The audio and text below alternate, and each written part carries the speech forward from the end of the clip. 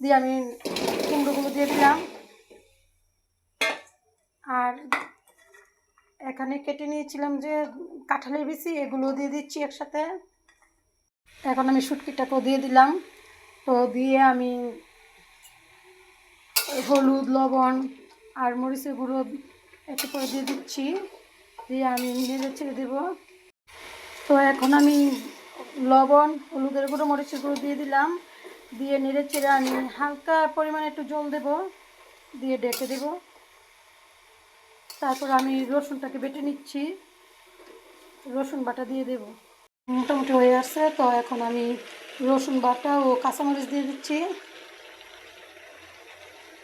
তো এইভাবে শুটকিটা বেশিরভাগ ময়মনসিংহ ডিস্ট্রিক্টেই খায়। তো আমাদের কুমিল্লাতে বা সিলেটে এই ধরনের শুটকি মানে চাল কুমড়ো দিয়ে শুটকি রান্না করতে আমরা কমই দেখেছি। তো আমরা খাই নাই কখনো। এদেশে আয়া মানে এদেশে বিয়ে হয়ে আসছে, তারপর থেকে আমরা খাই। তো ভালোই লাগে খেতে, আমার থেকে খারাপ লাগে না, ভালোই লাগে। তো এইভাবে একবার হলো তোমরা ট্রাই করে দেখো, খারাপ লাগে না, ভালোই লাগে। এই যে কাঁঠালের বিচিটা আছে না, এটা মিষ্টি মিষ্টি লাগে একটু। আর মরিচের পরিমাণটা একটু কম দিতে হয়। তো আমি কাঁচামরিচ দিয়ে দিলাম, মরিচের পরিমাণ কম দিয়েছি, মিষ্টি মিষ্টি জাল হয় তরকারিটা। তো আমি সামান্য 5 মিনিট ঢেকে দেবো, ঢেকে দিয়ে সিদ্ধ হয়েছি, সিদ্ধ হয়ে গেছে। 5 মিনিট ঢেকে দিয়ে আমি তরকারিটা নামিয়ে নেবো। তরকারিটা শুকনো শুকনো হবে।